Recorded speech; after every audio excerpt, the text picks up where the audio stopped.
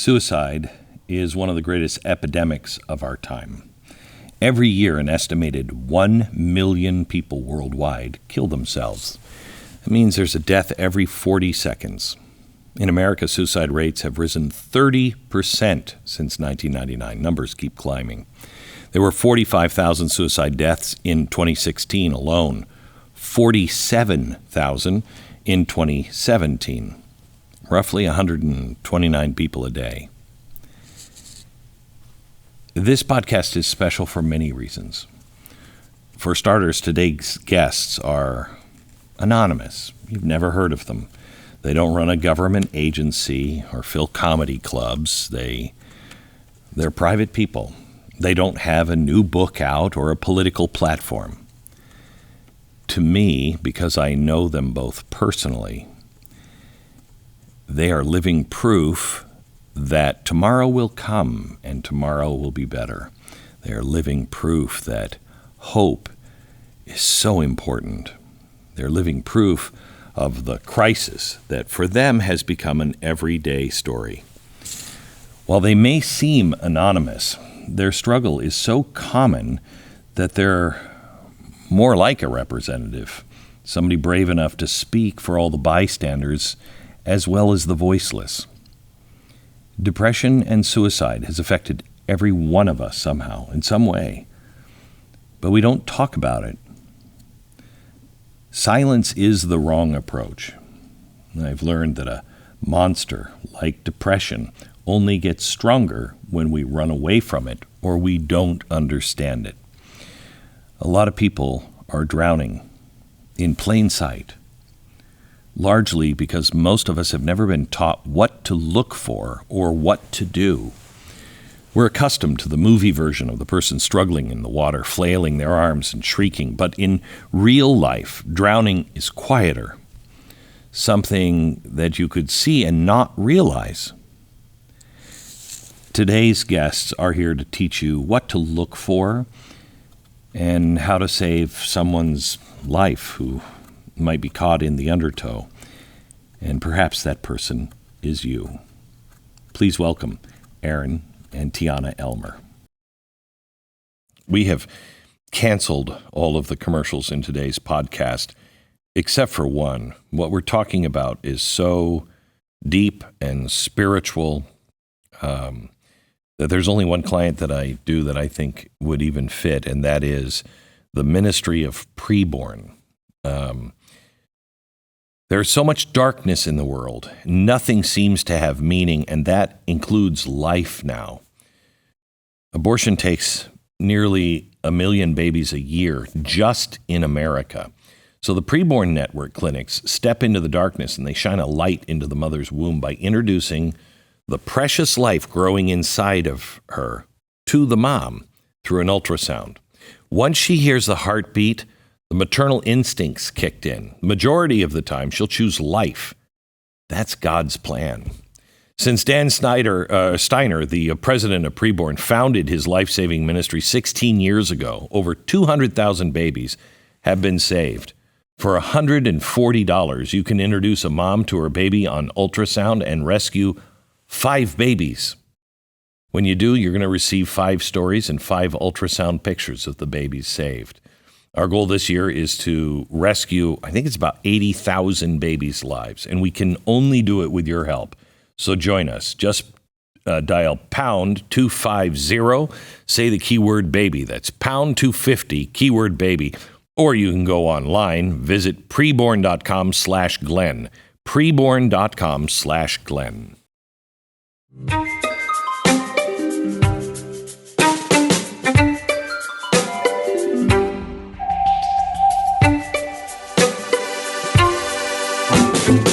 Aaron and Teana, thank you for being here. We have been friends for how long? 7 years. Yeah. Something like that. And I have watched you two, and you are truly, both of you are truly amazing as individuals. I don't know how it works as a couple, but as a couple, you seem to be so well suited for each other.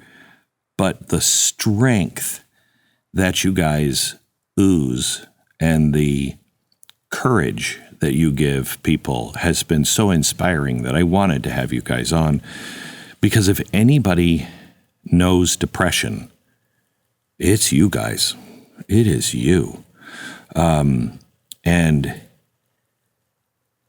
you know, sometimes you are hopeful and you're there, and other times you are struggling like Job. And I don't think that's an overstatement. Do you? Yeah. No, it's not. So let's start with depression. Maybe you should define what depression is, and then you can describe what you feel. But what are we talking about when we talk about depression? So when we talk about depression, there's, certain symptoms that you have to be experiencing for a certain period of time. As a clinician, there's the DSM-5 that we go to diagnose depression and other mental health illnesses. So some of the symptoms that occur are like isolation, just an inability to enjoy things that you normally would enjoy, trouble with sleeping too much, not sleeping enough, and so forth. And oftentimes these are unremitting symptoms that go on for at least 2 weeks.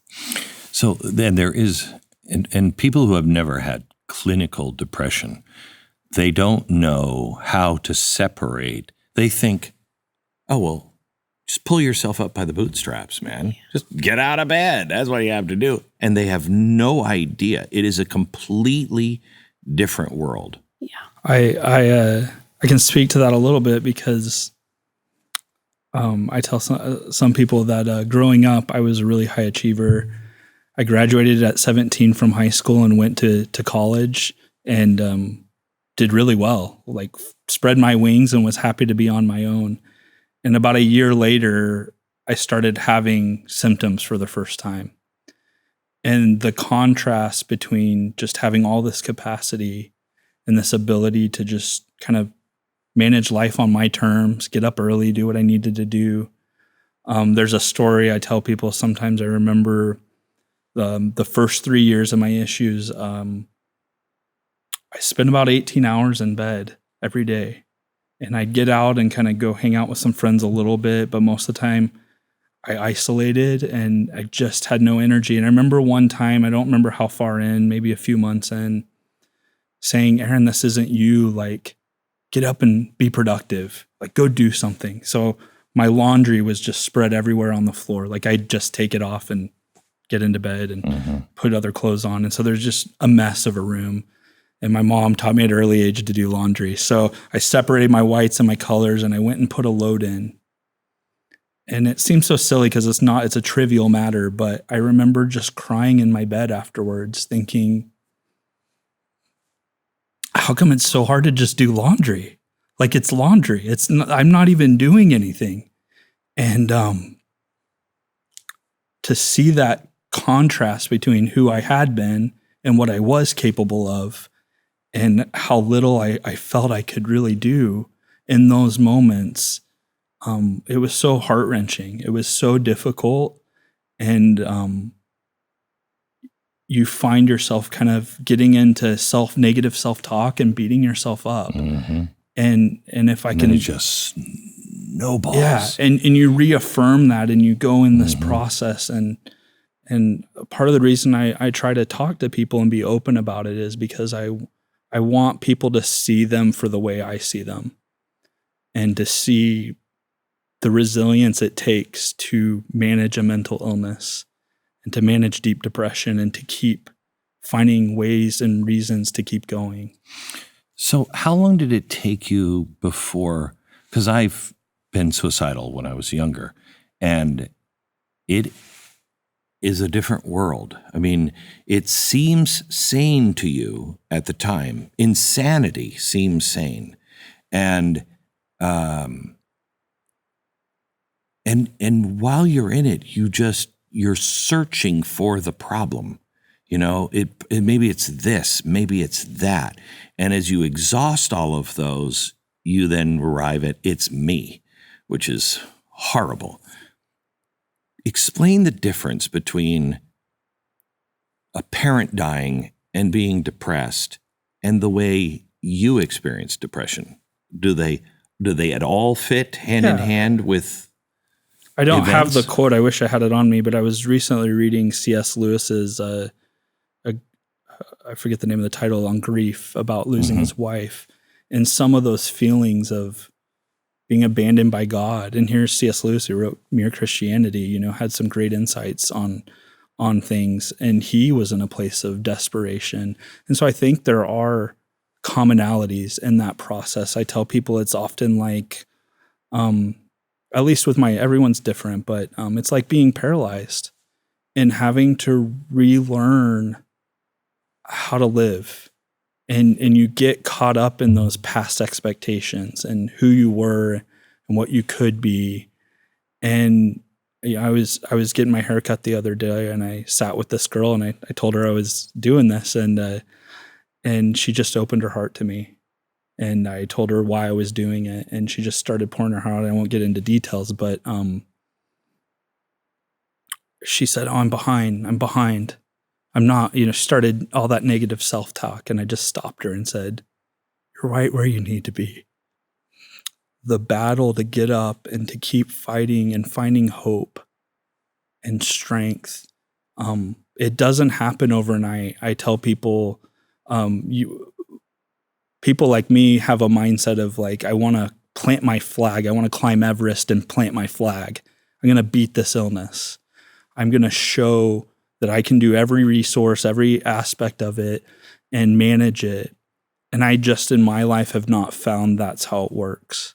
I find it's a little bit like Groundhog's Day, the Bill Murray, where you're just over, and sometimes that's almost its own trauma. And so just trying to help people realize that the simple decisions they make day to day, they create progress in time.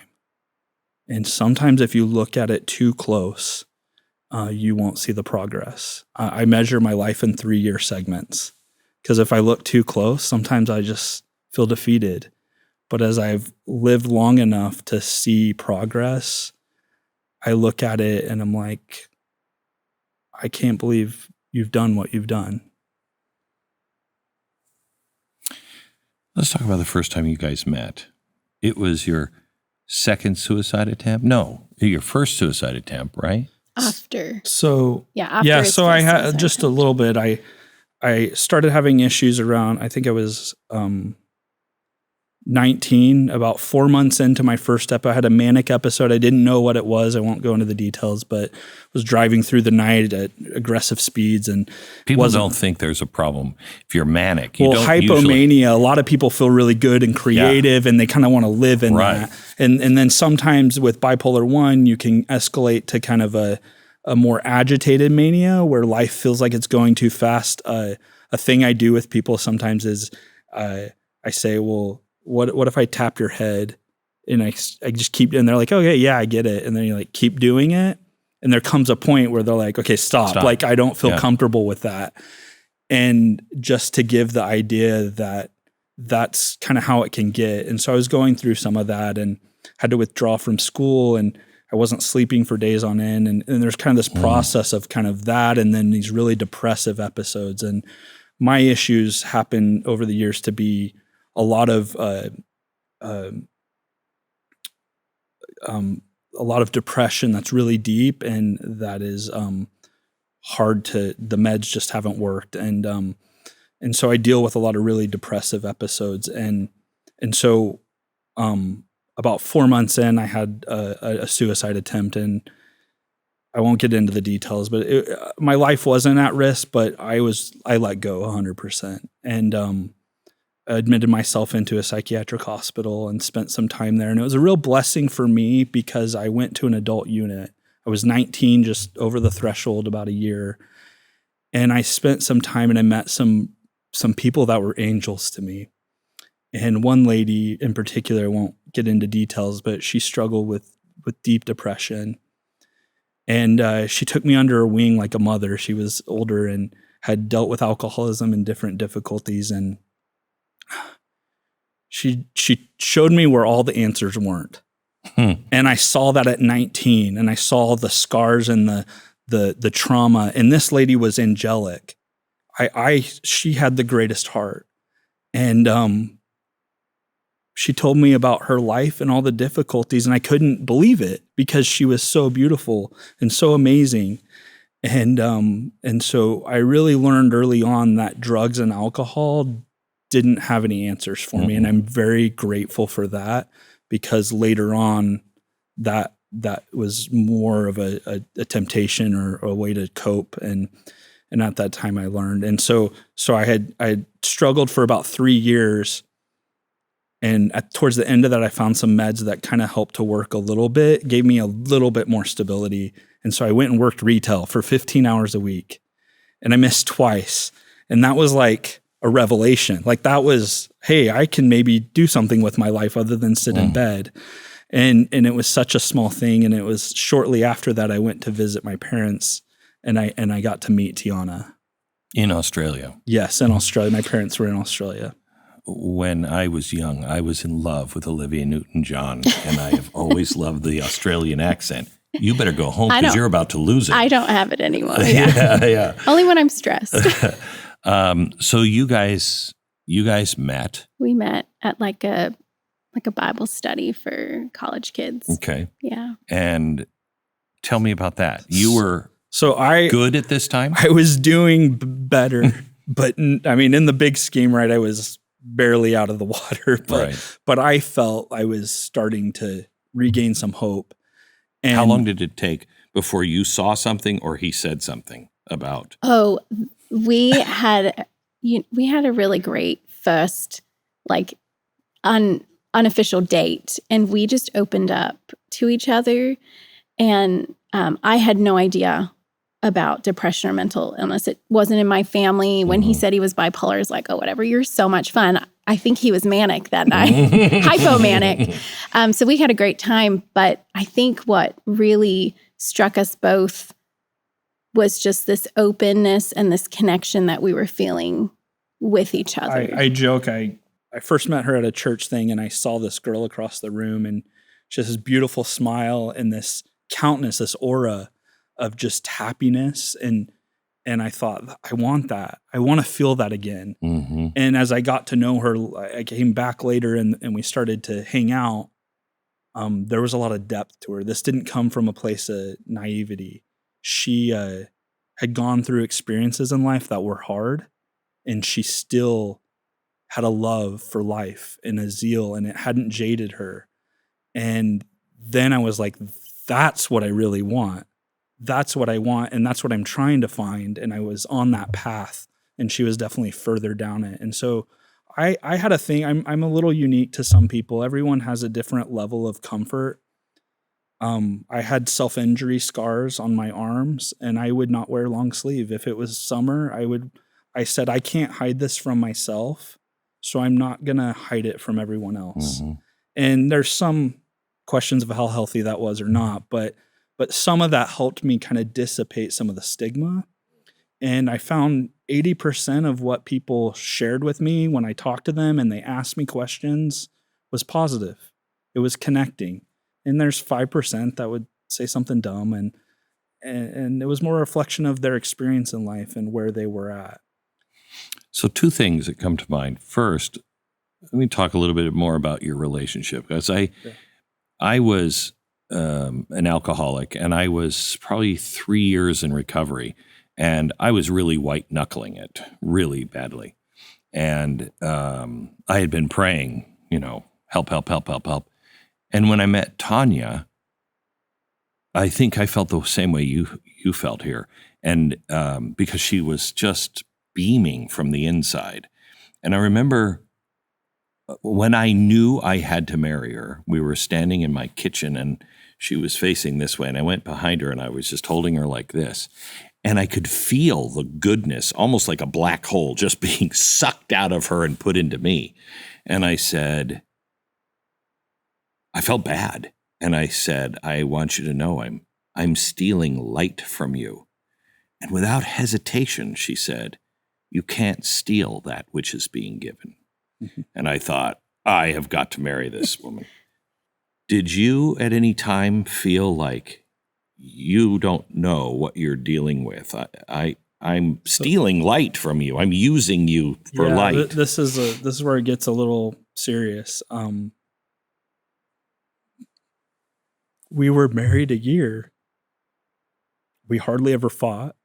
We didn't have a lot of those first year. Like, we both came in with, we didn't have fixed ideas of what it needed to be. It was kind of, let's work together and make it work. And so for some people in marriage, there's all these first year problems. We got along great. We lived in Australia while she waited for her visa. And towards the end of that, I wasn't doing well. I was so fixated on moving forward in life and getting college education. And there came a point where I started to realize when I was dating her, kind of what you're saying, I kind of forgot that I was mentally depressed. And being around her. When we got married, I realized all of a sudden, selfishly, I had not thought about the impact of my issues on her. And it was really hard for me. The most beautiful, loving person I'd ever met had to deal with self-injury issues from me, had to deal with my mood set. It was no longer just how I felt. I had to incorporate how someone else was affected. And it was a maturing process, but it was really hard. And we went back to the States and went back to school. And the pressure of everything and being married, I attempted suicide a second time because I thought, she can move on. I can't. This is my burden to carry. And I tried to carry it alone. And I don't wish this on anyone, but sitting in the hospital waiting to know whether you're going to live or die, I saw the love from Teana that I didn't quite comprehend at that point. A Christ-like love, a love that I'm going to stand here by your side no matter what.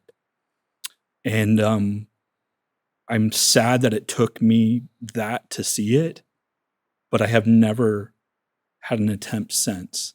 I've gotten close and I've had difficult times, but I kept, you can speak to it better, but I feel like I kind of tried to be what I thought she needed instead of being an equal partner.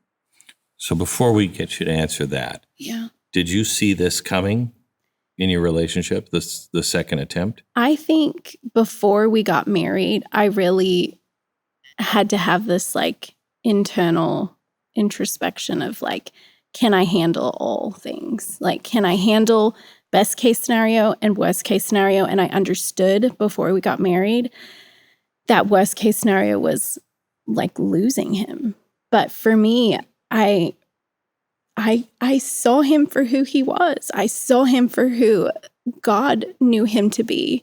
And when we connected first night and all the other times that we went on all these dates, I saw his heart and his like love for people and God and he was a good person. And I could see him like trying through the struggle. And I adored that. I thought he was my hero. I was like, wow, I can't imagine what it must feel like to not have your mind be yours. A centering, like safe place. I have that. I've, like he said, I've gone through hard things, but I could always come back to my mind and know that it was a safe place. Your mind, most people don't understand if you haven't gone through something like this. Your mind knows you better than, it's like AI. It knows you better than you know. Yeah. And so it can trick you. Yeah, it just goes around. And a good friend of mine with alcoholism said, when you least expect it, because it will seem completely rational to you to take that drink. Yeah. And when that happened to me, I was like, oh my gosh, your mind just can blind you. So did you see it coming though? Did you see the ramp up, or was that a surprise when he attempted? I think we were both busy. We were both going to school. And I don't know. I didn't see it coming at all. Can I ask you something that I have to believe most people have asked you, and Yeah. if I were you, it would piss me off a little bit Yeah. because of what you just said about your husband. But before you got married, you're not stupid. So you did examine. But I imagine people come up and say, why did you marry him in the first place? Yeah, I did. I had that a lot. Or not a lot, but a little bit. Your dad told me that he even went to you and said, yeah, you I don't I understand. don't want to throw my parents Yeah. under the bus, but they did have a talk with Teana and kind of said, are you sure? Do you understand what you're getting into? I will say 100%.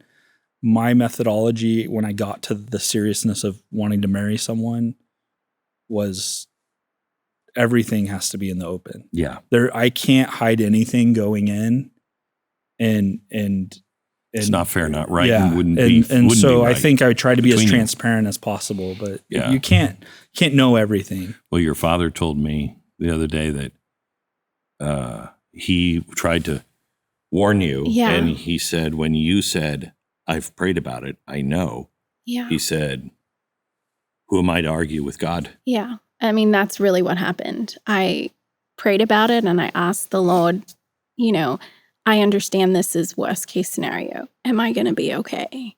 And I got my answer. And so I was like, okay, we're going to do this. And like, whatever happens, it's going to work out and I'm going to be okay. I've gone through hard things. We all have a story. We all have difficulty and we all suffer. And so I was, I guess, ready to take the good, which I knew was so good with, through sickness and health. How did you react when you found out? Because both of you guys at times, and I know you're not, but at times you both seem superhuman to me. Because Tanya and I go through stuff all the time, and there are moments that you're like, okay, all right, and there have to be those moments. Yes, plenty. But my gosh, you're taking on things that most people don't. They don't have to live like you, and they would choose not to live like you. Yeah. What was your first reaction when you found out that he tried to kill himself? So I'm a really heavy sleeper, and I had inspiration that was like, get up. And so I got up, and it was like I didn't hear God's voice, but it was like I got all this information. I don't know if you've ever had that feeling. And I just knew he attempted suicide. Like he'd taken something, and I just got up and I said, Aaron, what did you do? And he was like, nothing. And it was like, I don't know, 3 a.m. It was early morning hours. And he just looked at me and I was like, let's go. We're going to the hospital. And wow. So I was really in like that go mode of just like, we're having a crisis. And so I don't even remember feeling much of anything except I've got to take this man that I love like to the hospital because I know he's taken a lot of pills. And in your mind, you were doing her a favor. Yeah.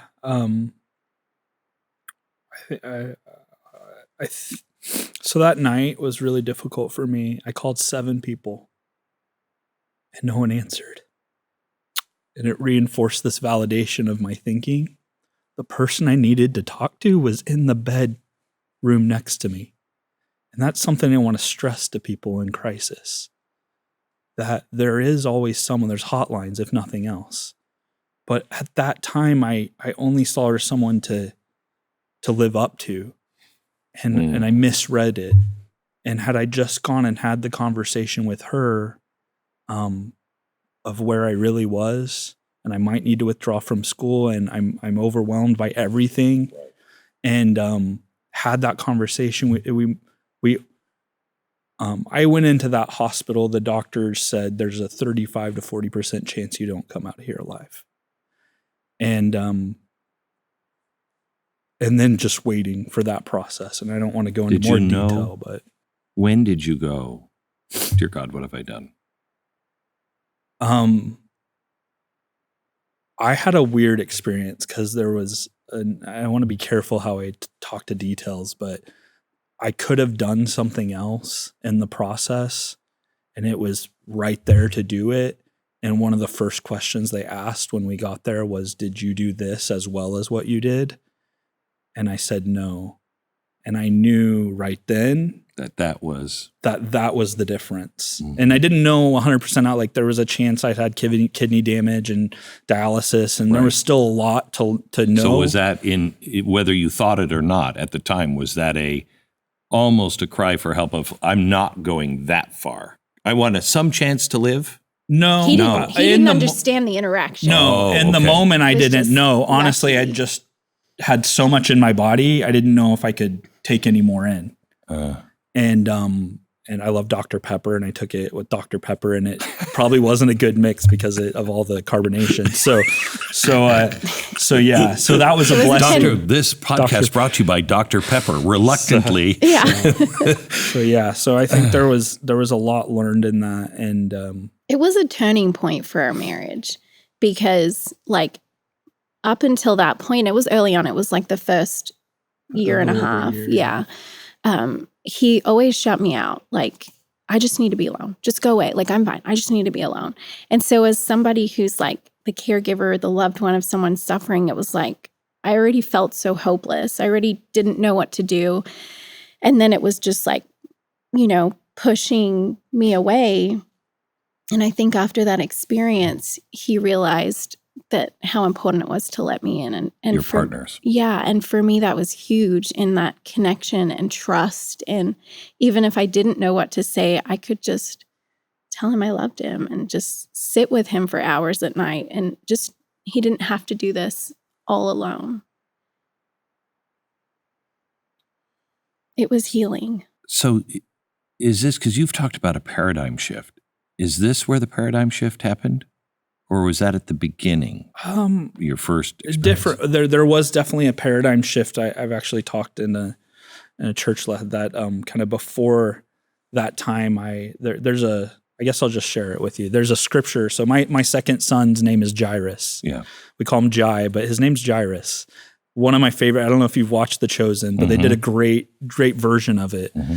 And there's a line in there when they arrive. He gets Jesus. He realizes Jesus is the only one who can save her. Mm-hmm. They get there and they say, and the master of the synagogue, I can't remember who it is, but he says, "Trouble not the master." He's got Jesus with him. He's like, "Hey, you've arrived too late. Maybe he can heal people. We've heard all the miracles he's done." I'm paraphrasing, so pardon me, but you're too late. Trouble not the master.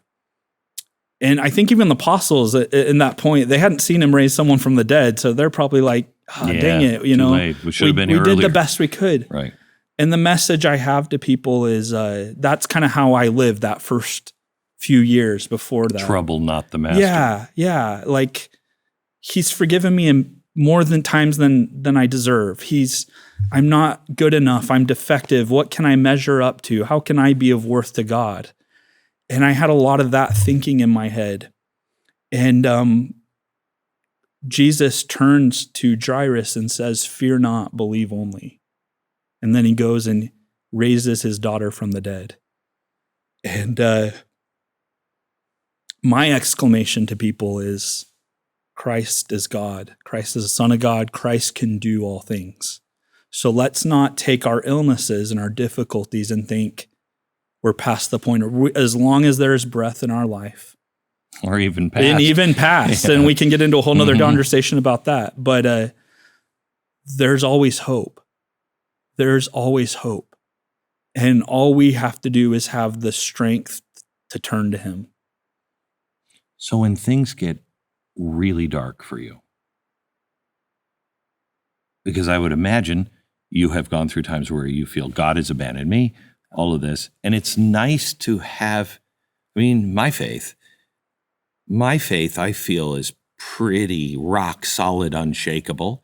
But my family has just gone through some things where I could have easily started to go, what else? What else here? What have you abandoned? You know what I mean? Yeah. And I didn't, thank goodness, but I could easily do that some other time. When you've got your mind playing all kinds of tricks and leading you into darkness, how do you hold on to that? So there's a lot of methodology to that. I think there's two sides of it. For me, there's one of the things we talk a lot about. One thing that changed about, I remember driving home from college. It took me 9 years to graduate from college after having a scholarship and all these things beforehand. It had to go slow and steady. And I remember driving home and just crying as I drove home from night school, thinking, will I ever have a day I don't feel suicidal? And I didn't want to die. I had I'm a pretty optimistic person, but the ideation with stress and all these things just wouldn't go away. And I just remember thinking, will I ever? I'll tell you now, that was 8 years ago. I don't feel that anymore. And one thing that has really helped me, there's some medical interventions that really help, but one thing that really helped was seeing the illness as an illness. And I think too many people, because it affects emotional states and kind of the cerebral cortex and kind of how you think and different things, we start to tie our self-worth to how we feel. I always tell people, we react on emotion more than we think. Just normal people.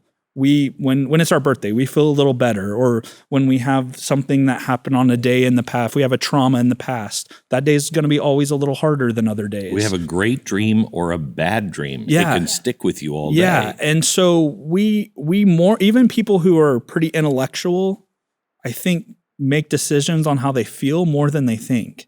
And so one thing I've had to learn is to kind of separate my decisions from how I feel. And it's hard because it's pressing on you. So I joke with people, like, it's like giving the lion inside you a ball of yarn to play with. And you're not repressing it, you're not caging it, but you're kind of giving it place in you without living Feeding in it. it. Yeah. And one thing I've learned in years of depression that I never learned this from a book or therapy, but it kind of speaks generally is if we can learn to separate. So when you feel depressed, usually you want to either escape it or you want to validate it. And so what I find a lot of young people do early on is they want to validate. Okay. They feel terrible and they want to reinforce by watching movies that are kind of disturbing, by listening to music that reinforces that state, because it then gives play. It's like, okay, this is part of me. So this is, a very surfacey kind of comparison. You break up with somebody, you want to listen to sad songs. Okay. But that can go to the extreme and that digs you deeper into it. It depends. So now I have a methodology where I will have time. There's times when I feel really down. I have a playlist of depressing music, but it's never suicide's the answer. It's never escaping. It's validating. It's saying this is part of what I deal with and I need some validation in this place. So I'll go get in the bath with the lights off and kind of listen to it for a period. And then I'm done. And then I move back to interacting with my kids and connecting with them. So what was the other one? One is validating. You said they go two ways. Escape. I think a lot of times, right, we want to run away from our problems. We want to self-medicate. We want to do things to kind of not feel it, the depression. And I think especially if you don't understand it, because that's why I'm an alcoholic. I thought it was my marriage. I thought it was me. I thought, you just keep going through stuff. That's why it's important, I think, when you said about the woman who you talked to at first, she showed you where you wouldn't find it. Yeah. You wouldn't find the answers. That's hard, especially if you don't know anyone who's ever had real depression. Yeah. So, what have you found that helps? We're sitting in a nation now that, suicide is off the charts. And I have my own theories on why that's happening, but one of the biggest ones seems to be your bigger answer, and that's God. There doesn't seem to be a universal understanding of we're here for a reason, and our life, all of our lives, no matter what, has a purpose, has a reason. We have a reason to be. What are the things that, and I'd probably rather have you at first start, what are the things that somebody who is dealing with this at home, somebody who hasn't seen it, what are the things, when do you say something, when do you not say something?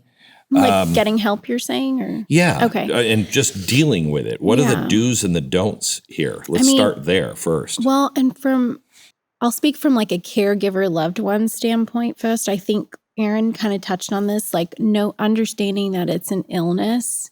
So if somebody has been like diagnosed or is chronically dealing with these depressive symptoms, as a caregiver, the best thing that you can do is recognize that it's an illness. It's not like they don't love you enough, so they're choosing to stay in bed, or they don't care about you enough, so they don't want to go out with you or something like that. It really is an illness. And for me, that was such a big turning point in our marriage. And I think in the continuing that trust and connection was, I knew if Aaron could get up, he would. If he could get out of bed, he would. And it stopped being about like me and the reflection it was on me if I went to church by myself or things like that. And it was more of like, my husband is giving everything that he can, and he'd get up and go with me if he could. So how do you get there? I mean, it takes without time. getting into details. Yeah, that's a tough one. I have 3 children who have gone through this in the last year. And part of it, especially with teenagers, this society is so upside down, so screwed up, and pouring just poison into them. Yeah. And nobody expects anything from anybody, and you're comparing yourself online all the time. Yeah. I said this to the counselor. How do I know what's real? I know what depression is. I know what suicide is. My mother committed suicide. I get it. But how do you know when it's real and when it's environmental? Yeah, it's a tricky dance that I do. And I think it just takes time, and over years I know when Aaron is and I tell me if I'm not answering your question right, but I can tell when Aaron is really struggling and just not able to get up and out of bed, and I can tell when I can maybe push him a little bit, and if I get pushback, then I step back. So I kind of know, like, I'm in therapy, therapists do this where it's like, we're going to push you a little bit, but not too far because we don't want you to shut down, you know? So I think that's a hard one to answer because it takes time, and recognizing his triggers and him being aware. And I think also a big part is that open communication. Like we've had a lot of conversations about, like, I really need you to tell me when it's like, when you're starting to feel triggered, or like not when it's too late and we're kind of in crisis mode. And I've told my patients and their families, especially with kids, sometimes like they don't want to open up and share what they're feeling. Sometimes having like a code word, it sounds so cliche, but like, even if like pineapple means like I'm having suicidal thoughts, or define it beforehand, sit down with your loved one and come up with a plan. Because sometimes they don't want to tell you, hey, this is what I'm feeling. So tell me about ideation, and then tell me why it's so important to know it. Tell me about ideation. Yeah, the best analogy I think of is, it's a different application, but I remember being a Boy Scout when I was a lot young and getting a life-saving merit badge, and they tell you when someone's drowning to come up from behind them because they'll try to drown you. And you think in that crisis of panic, how getting a breath is all that matters for that person drowning. I think sometimes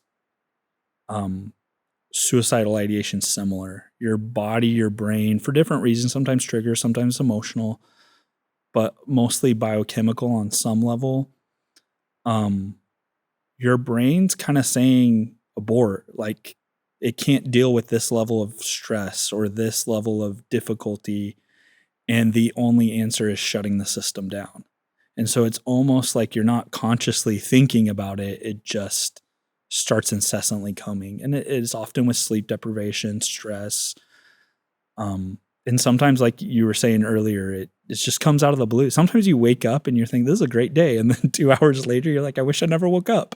Wow. And you have to learn to live with that a little bit. For me, there are relief. I've done 4 years of ketamine IVs, which have done more good for me and changing those pathways than anything, but it still comes.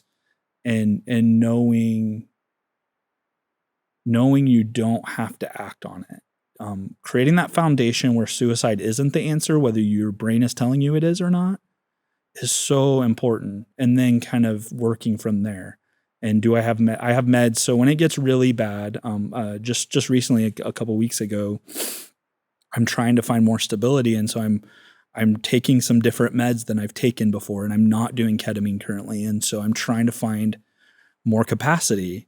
And there's always this like, do I be grateful that I'm depressed but not suicidal but can't function well, or do I like push for more? And there's always this balance of being grateful for what you have but also wanting to grow. And so I tried a med combination that sent me through the roof. Like I was Agitated mania. So like that yeah. kind of feeling. And all of a sudden I'm thinking, oh, I'm back where I was and I don't like this. And so I went and binge ate, and I spent like $70 on food, buying like a bunch of different food, and ate and tried to soothe myself. And then I came home and was like, hey, this isn't gonna, what we don't want to do is go self-harm or go attempt. So what do? So I came home, I used kind of code words. I told Teana, this is where I'm at. I need to go take some meds that I have learned over time will sedate me. And they're sublingual, so they'll work within 20 to 30 minutes, but I'll be out for 18 hours. And that's a big ask of her, right? And she didn't see it coming, and I didn't see it coming. And all of a sudden we're like, hey, guess what? You need to clear your table for the next 2 days and do everything. And luckily I found that works and it can be helpful, but you know, every time is different. And then there's other times where you try to distract, you try to just get sleep and get to bed eventually. But there's times where I have my kids and I can't take meds, and I'm ideating. And so I'll call a neighbor and say, can you take my little ones for an hour because I can't deal with the emotional stimulus, and just have a little bit of a reprieve. And you just find different tools. But the most important thing is realizing that this is kind of a symptom, and it's not the truth. And that you still, I try to tell people all the time, there's always a balance between understanding the validity of the illness, that it is a real illness and disorder that you can't control. But there's always some circle of influence that you can control. And sometimes it's as simple as sleeping, medicating, and exercise if you can't even do that. And just staying alive through the day. Like that's as far as it gets. In other days, it is more than that. But just helping people understand, focus on what you can influence to get through the day, and hope tomorrow's better. Very AA in a way. Yeah. It's just one day at a time. Yeah, it one really day at is a time. 1 day at a time. So talk to me about ideation, because he was expressing it from his point of view. Let me talk to you about when you say, I'm depressed or I have something, the first question is, have you planned a way to do it? Yeah. Why is that so important? Well, so he was talking about like the drowning, your mind is telling you to abort. When you think of like our natural human instinct is to survive, is to be alive. So you're overcoming that natural like defense mechanism. When you're at that point, like we were saying before, our thoughts are really no longer rational. And we're in this place where our mind is like, our brain is literally trying to kill us. And it feels like we're in this, I often will tell patients, you're like in a tornado. Like you can't see the rainbow. The storm will end. The tornado will finally pass. But all you see is just debris flying everywhere. And you're right there in the middle of it. No way out. And no way out. And it doesn't, someone posted on Instagram recently, like, suicidal doesn't have a face. It really doesn't. Like, you could be having a great time with your family in the morning and be attempting suicide at night. And so suicidal ideation is really serious because you've overcome that natural defense mechanism of survival. And that takes that's extreme, like, thought. And it's too much I tell my patients, that's too much for one person to bear on their shoulders alone. And so my advice is always to the patient, the person suffering, is you have to reach out. And sometimes all it can be is a code word or, just, I need help.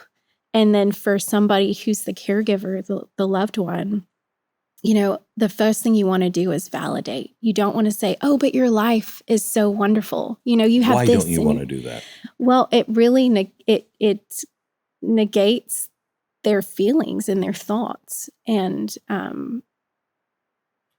for me, and I don't know, I'd be interested to hear from you.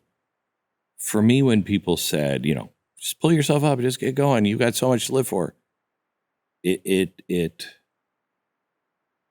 I remember just feeling, really, you don't think I thought of that?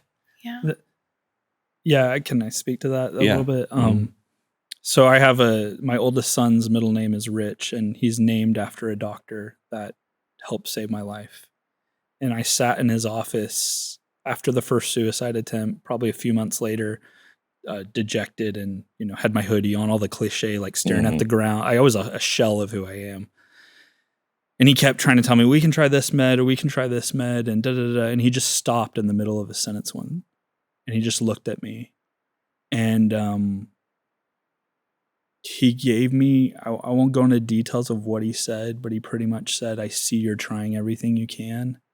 And he gave me permission to suffer and to look at those as options, like to think maybe there isn't an option. And it was so validating because here I was, the same kid that had the straight A's at school before. It was just a different set of circumstances. And you would think that a doctor would say, this is, a layman doctor would say, don't say there may not be an answer here. Yeah. And that's what I needed. I need someone to look at me and say, I see how hard you're trying. And I frankly don't know if I can help you, but I want to. And I was like, okay, let's try something else. And I'm not saying it changed everything overnight, but it was the first time. Sometimes our support systems, especially if they don't understand mental health, they try to fix us because they love us. And they also try to fix us because it's hard for them. Mm-hmm. And they don't want to see us suffering. Right. And they don't want to suffer. And if you can get outside of that and walk the journey with the person and meet them where they are, and it doesn't have to be the same person. It's not always a parent. It can be different people. That meant so much to me that I named my firstborn son, which I only thought I was going to have one. I named him after that doctor because he saved my life. Well, and truthfully, when people are having suicidal ideation, they don't want to die. They want relief. They're in such despair. They want someone to reach out to listen to, it. You want it to stop. Yeah. You just want it to stop. You want it to stop. So you said ketamine. Yeah. I mean, you've tried, I'm sure you tried everything. I'm lucky. A couple of different things. And I woke up, I felt like, I remember looking myself in the mirror saying, where have you been? It was just like, it was like not me. It was weird. But they've tried everything with you. How common is this kind of depression? Not as common. Not as common. Yeah. And bipolar disorder is a little trickier because you're managing both mood states. You're managing the mania and you're also managing depression. When you feel good, it's got to be hard to go. This danger. I mean, Yeah, I've learned a lot from making some stupid choices when I feel good, but there's always a balance. Sometimes I'm not very productive because when you feel really down for a long time and you feel really good, you're just like, I want to bask in it. I just want to sit in it, and I don't want to really do anything. I just want to enjoy Feel it. And then that must be hard for you in a way, because for a while, until it gets really bad, you have your husband and he's feeling good. Yeah. He's superhuman when he feels good. Or sometimes I'll be like, yeah, like, here's the list of everything to do. Like, come on, you feel good. Let's get it done. but I do understand when he says that, like, I felt so bad for like 2 weeks. I just want to enjoy connecting with my family. And the two hardest, speaking to bipolar just quickly, the two hardest places are when you go from feeling really good to crashing, because no matter how many times you've done it, that contrast really bites you in the butt. You just cringe, and you're just like, why was I so dumb when I was feeling good? Like, why didn't I see this coming? And so in some ways I keep that in the back of my head now. The other is when you get in a mixed state where you feel depressed but have a lot of energy because you're impulsive. And that's when you're in danger of acting on it. When you're really depressed, you're like, yeah, I feel like dying, but I can't be bothered to get out of bed. I mean, I'm general, that everyone's different, but sometimes you're like, yeah, I can't do it.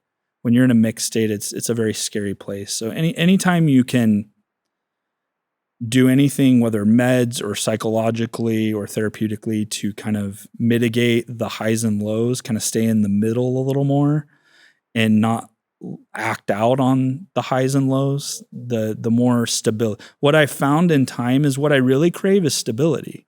What I really crave is connecting with my children and not being in bed all day. And so I will forego some of the euphoria to stay in that place longer. And that, as maturity, as I've grown older. I was going to say, that's maturity. Yeah, that creates a lot of perspective that's really helpful. Medication, EMDR, you have tried. Music, you said music helps you? It's a therapeutic technique. I have a hypomanic playlist. I have a depressing playlist. I have. Is there a playlist that he clicks on and you're like, uh-oh? Yeah, there is actually. Yes, there is. Okay. Yeah. And what else is there for treatment? What else can you do? So therapy, medication, therapy, having those both together they work synergistically. So is it different for therapy because you are like the quintessential chemically depressed guy? You know what I mean? Yeah. Your chemicals are all over the place. But there is also chemical depression that is kicked off because you've got something happening in your life and you spiral out. Right. And that happens to people and they eventually come back out, right? Yeah. So therapy for you, I would imagine, is much different than the therapy for everyone else. But therapy for you, I would imagine, is more of, okay, here are the mile markers and how to deal with the mile markers and judge yourself and judge reality. Am I wrong?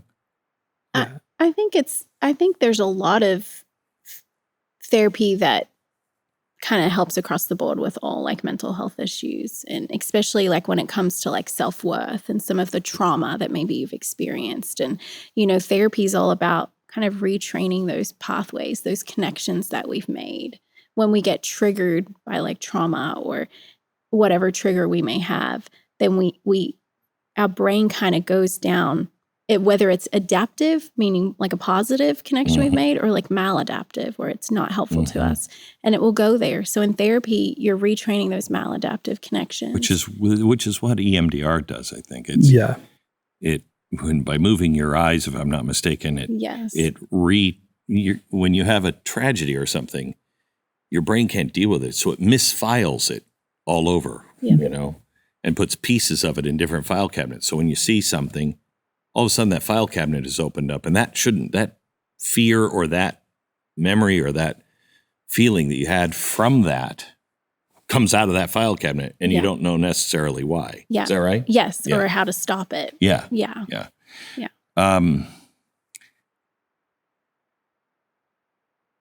it is clear to me. Well, have you speak on it.